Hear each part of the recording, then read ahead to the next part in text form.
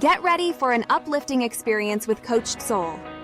Join us as we bring you the dynamic duo of Steve Hudgens, a licensed professional counselor, and Kenya Evelyn, a transformational leadership coach.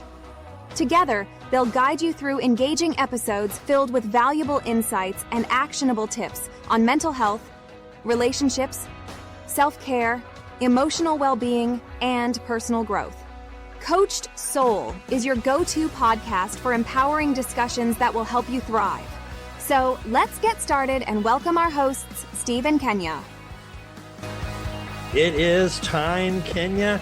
You know, it's just hot, but you know, it's August. Back to school started. Everybody's back to school. We are back. Are we back into the norm of things? I mean, it's 9 months of kids going to school like pregnancy.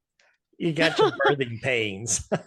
I'll tell you what, normal is one of the words that don't land for me, because what is normal, right? We have the normal of today, and then the next day, even though the schedule is back, now I have kids in high school. And dear listeners as well, maybe yesterday your kid was pre-K, now it's kindergarten, or now you're middle school. I mean, we're always changing and we get to adapt. That's the invitation of today, to adapt, adjust, shift. That's the norm, in my opinion. You know, as I say in my counseling session, what's normal? Normal is the only setting in the dryer, and that's the only thing that I know. That's so funny. So, you know, it's we're all unique individuals. There we go. That have different perspectives. And the key, I believe, is how do we hold safe space when we show up in our relationships from one another?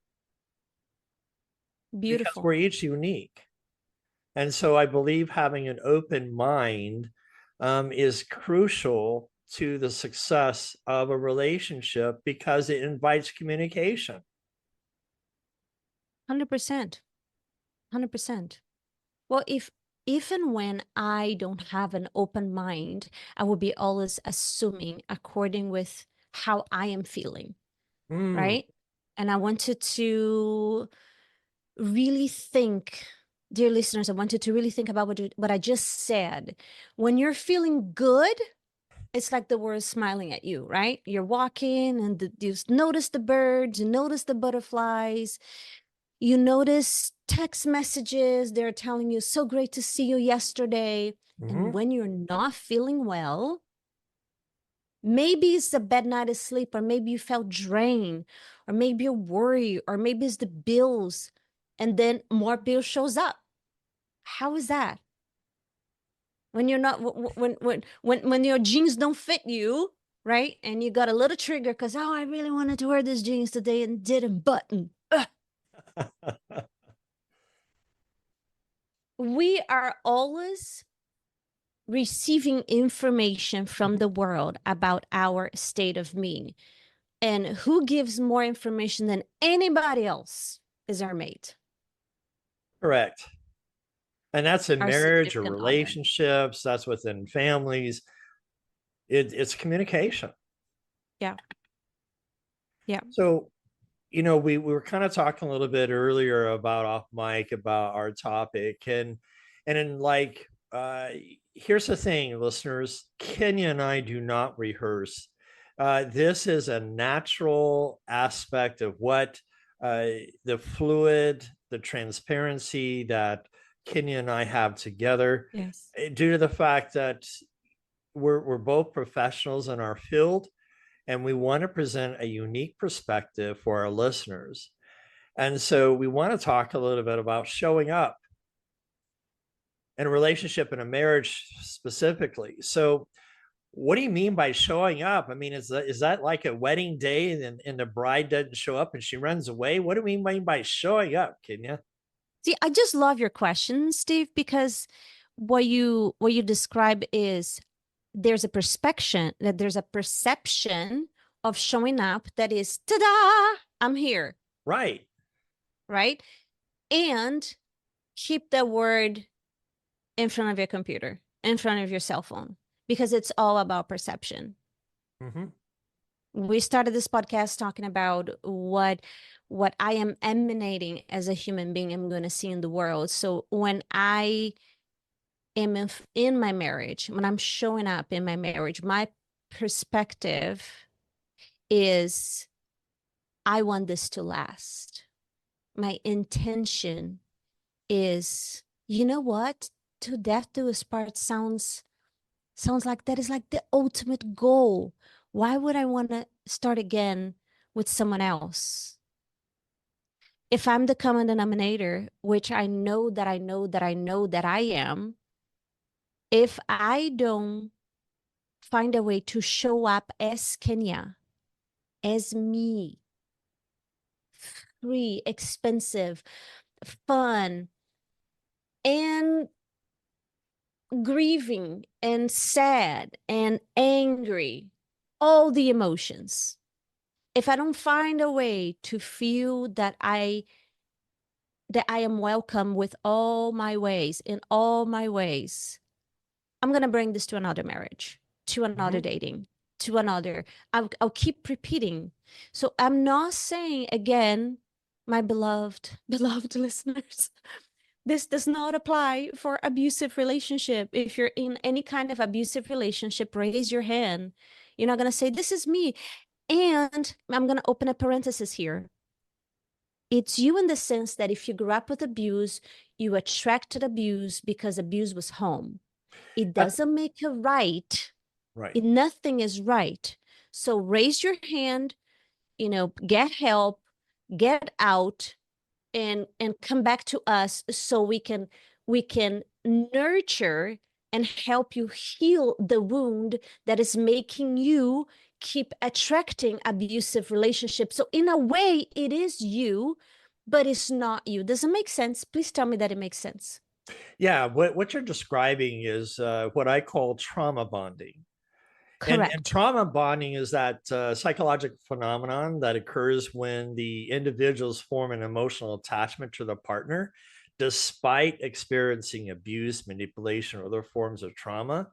The Yes. thing is, the bond becomes particularly strong in marriages or intimate partnerships where the cycles of abuse, emotional, physical, psychological, are present. Well, it's like a lot of people don't understand, I love this person, but the question becomes, what is the characteristics of trauma bonding in marriage? And Well, in my opinion, in marriage, because I have a lot of people that come to me and say, well, when it wasn't like that before we got married. yes, It got worse. right. I'm going to raise my hand and explain my theory, energetic theory. There actually something to be said about the contract itself. Like, oh, it's just a paperwork. No, it's not. It almost gives, for the abuser, if you will, it gives this ownership that cements the energetic, like, you're mine, or I am. It gives them more legitimacy to spread and deepen the abuse. And in a way, because you signed the paper, it's like you signed that you're okay with it. And it all subconscious. It's all subconscious. But it does get worse for sure. Or everybody gets help, because what I have found that a lot of people that experience abusive relationship in both realms, the abuser once was a child that was abused too. Right. So you see what I'm saying? So we all need help. Both parts need help. Right. And so one of the signs or the key characteristics when you think about this is what we call an intense emotional connection. Correct. It's despite the negative experiences, the partners may feel a deep emotional bond. And that's because they share traumatic experiences from the ups and downs of the relationship, which is creating a confusing cycle of love and pain, which leads into the cycle of abuse, because trauma bonding often develops within an environment characterized by a cycle of abuse. In other words, there's periods of abusive behavior Correct. Then all of a sudden it's followed by intervals of reconciliation. I'm so sorry. That's not what I meant. Exactly. Affection and Exactly. remorse. And so Well, so that that's you can keep heading. It's okay. It's gonna be okay. And let me tell you, if whatever, if anything like this, even when you're hearing this and something is landing and it has happened twice, are you waiting for the third time? This is a question, and my invitation for you is don't wait for the third time. And I'm not talking, I'm not being specific here. Excuse me. I'm talking about diminishing self. I'm talking about obviously emotional, spiritually, and physical abuse. It's a cycle doesn't break itself. A cycle right. does not break itself. It's not organic. It's your intention, raising your hand and protecting your inner child. Okay, what will your inner child tell you right now? Who needs help?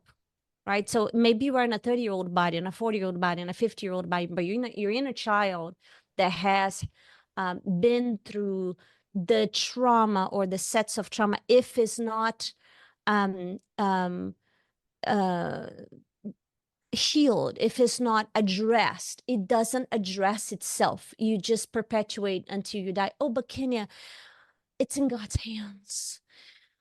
God has me, and God has you, and God has all of us, and it's going to be okay. I love you, and I believe in God too. And this has nothing to do with God has you, because your human has access to help, Right. and you get to raise your hand and let your voice be heard. And one of the things about that I want to kind of that I've seen in therapy sessions is a lot, even with my own personal life, is that when there's cycles of abuse, it's typically seen through what we call personality disorders. You have the narcissism, typically in men and women. What I've also found in my research is that it's called borderline personality disorders. 38% Sure. of men have Sure. borderline tendencies. And so it kind of traits onto the narcissism. But it's basically borderline because when you have substance abuse, risky behaviors like affairs, cheating, and stuff, this becomes more of a borderline trait. And borderlines get things out of they kind of misconstrue their information, and so it's built upon a lot of emotion. And so sometimes, when you think about the cycle of what we're discussing, sometimes it's personality disorders, which becomes a little difficult to try to treat in therapy. So we try to find ways to being able to, how do we communicate? How do we show up in the marriage? How do we show up in the relationship? So that what the problem that I'm seeing, my research and my doctoral Yes. program and my dissertation is how to Sure. reduce the high divorce rates in blended family. One of the things that I'm seeing is that we're living in a culture that's consumerism. 100%. If this doesn't work, I'll throw it away, get something different. Well, wait a minute. I'm not loyal to this brand anymore. I'm going to go to this brand. And so we Ooh. become dissatisfied, not only with our food or things that we have in our life. I don't like the shoes. I'm going to buy another pair of shoes. We do the same thing in our relationships. It's what I call throwaway. Yeah. We're not being intentional about showing up on how to collaborate discussions. Are these discussions difficult? Sometimes they can be. But can they become to where the discussion can be difficult, but also it moves that relationship forward, because growth doesn't happen without difficulty. It's learning how to manage that communication level to reduce that friction, to be able to show up for one another. What I are found you the thinking? yeah, I find the word that I don't like. Oh, We were talking off mic. It's the manage. The word manage does not land for me, and you need to keep using it because you use it in a context that makes sense for you. manage is it doesn't land for me. I the way I really feel everything you just said, and again, I'm a feeler, is that it doesn't matter how many words I use, Steve. If the way I am showing up, and I'm back to that expression of showing up, if the way I am presenting myself and the way I am feeling myself, it's unworthy, it doesn't matter how many words I use, I will come across forceful. I will come across desperate. But if I am showing up as, you know what? This is my spouse. My intention is forever. Forever means every day. I get to show up in a way that motivates him, that inspires him. The heck, I get to show up in a way that it motivates me to keep showing up. Right. That motivates me to be, that inspire me to be more present and more feminine and more welcoming and more of me. Dear listeners, I'm not talking about reading a book or let me checklist. It's right. the way I am feminine. So I actually feel really good when I am feminine, and I might have my hair up or my hair down, my yoga pant or my dress. It doesn't matter. It's my ways, my beingness is showing up in a way that I get to trust that I am co-creating this life with God. And I am in gratitude because I get to be in this body, in this life right now. Versus, I just can't believe this is Groundhog Day again because he did do this or he didn't do that. And the kids and the dog, This complaining and frustration in my life, and I'm being very raw, Steve knows, it's very much present in one perspective. Right. What else is also present in a different perspective? Wow, I have a beautiful home. We're going to be married for 19 years. Wow, I have a home that not just supports us, but everybody has their own bedroom. I can say more things for me to clean, but hey, everybody has their space. There's two things I want to bring out. Yes. Yes. What I'm hearing you say is about being thankful. For you sure. know, it's being, when we have the gratitude, and research is showing, the more that we find thankfulness and gratitude, it reduces the anxiety and stress that we feel.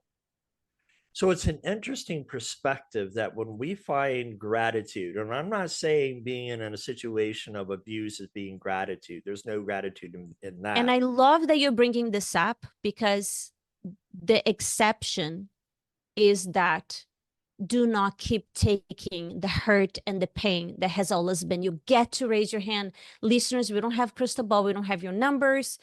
I mean, text to email us, text back in the podcast comments. I mean, let us know that you need help. Yeah, Don't our stay email in is any kind of abuse. Yeah, email is coach, COACH, with at coached, COACHED, soul, SOUL.com. And so we Yes. will love to have our comments and things like that from you. And the other aspect that I want to be able to have some clarity in the word manage. Okay. I use that word because what I hear in marriages is about, how do I control? I've got to control this or it's going to get out of hand. I'm like, wait a minute. Control to me is a very harsh, critical word of a knee-jerk reaction to try to take, to rob, to destroy something. So when I think about control, it's a firefighter that gets a signal that they got to go to a fire. They rush, control the fire. Knee-jerk, yep, and they go control the fire. When I think about manage, it's about being proactive. It's about being intentional, purposeful, mindful. And sometimes when I look at marriages or relationships, there is no mindfulness that comes into showing up sometimes. We just show up with our full blast hurts, and that's what comes. But when we're mindful and managing, It's about how do I feel? Being proactive. If I'm going to say this, am I going to hurt him or her? It's managing my emotions of, oh, wait a minute, maybe I need to put a pause on this argument that's coming up. And so I need to be able to be responsible to say, I need to call a timeout here, but don't dangle the carrot.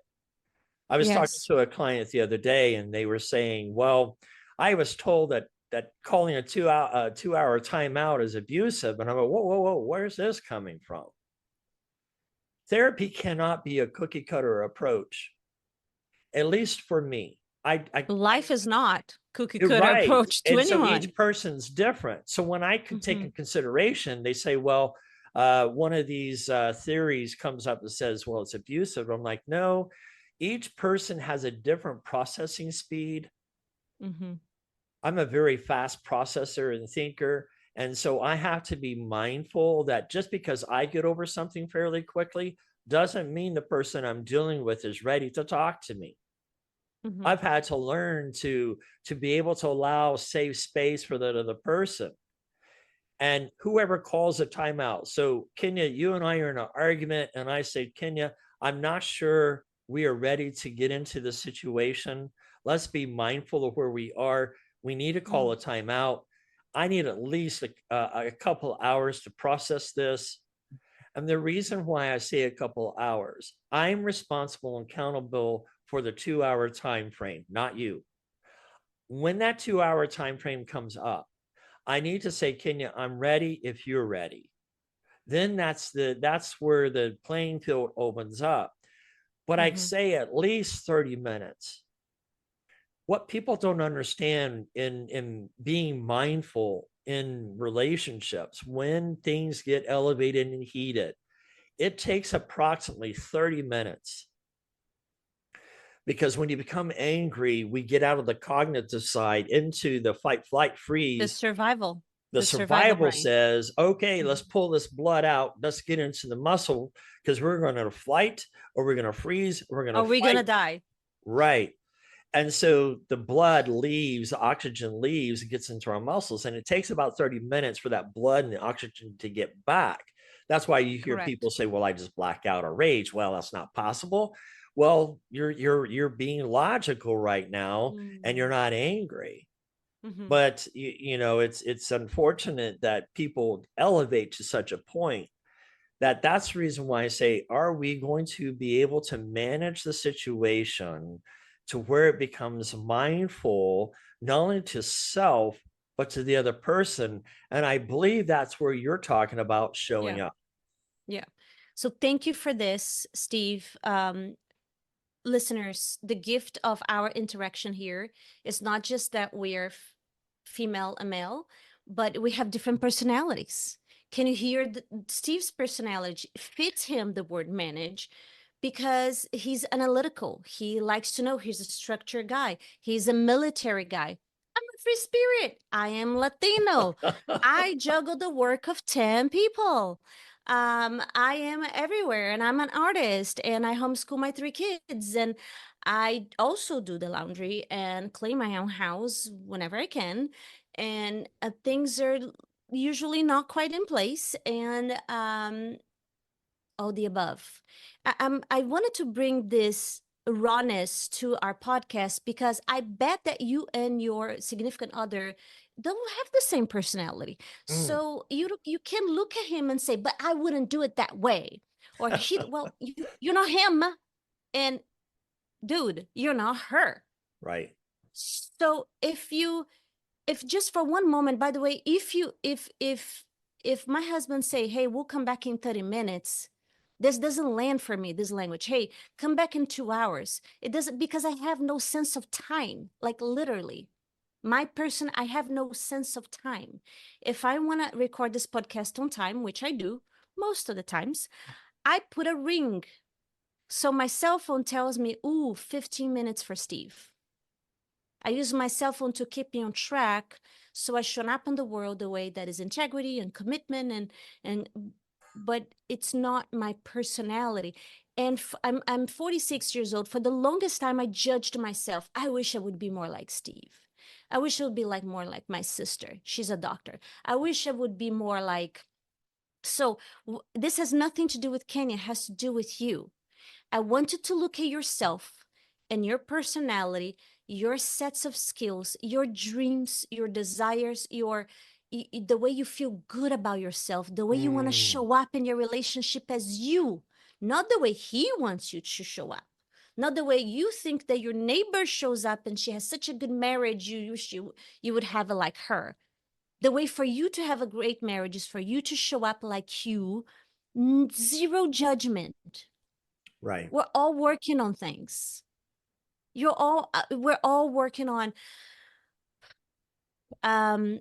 whatever it is, our communication skills, our time, our organization, our finances, but let me bring down to one topic right here. Everybody take a breath.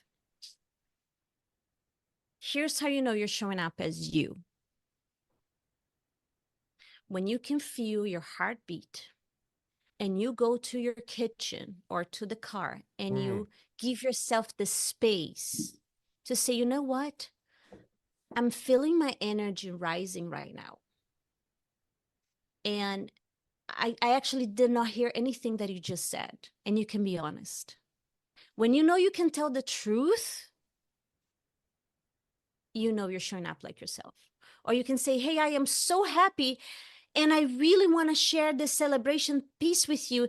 Do you have a minute to sit down or to give me eye contact right now and be present? When you can show up speaking truth about your needs,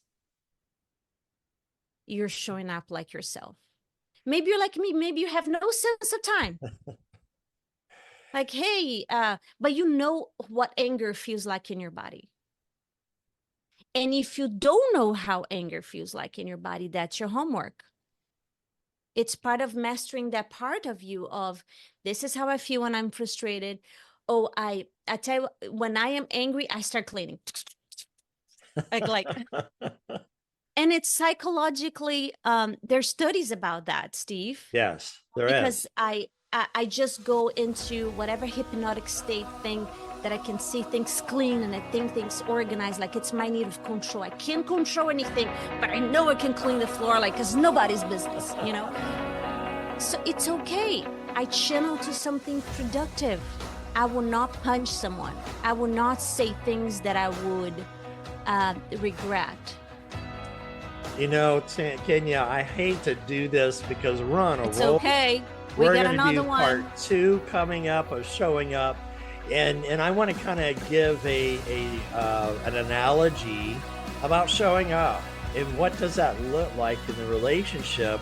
I'm not going to do it right now. Sorry to put you on the edge of your seat. So until next time, take care and God bless.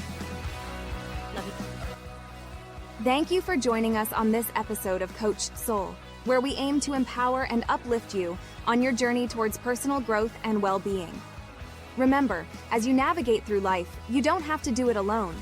We encourage you to reach out to professionals, seek support from loved ones, and take the time to prioritize your own well-being. Stay tuned for future episodes filled with even more valuable insights and actionable tips. Remember, you have the power to thrive. And with Coached Soul by your side, anything is possible. Until next time, take care, stay empowered, and keep shining your brightest light.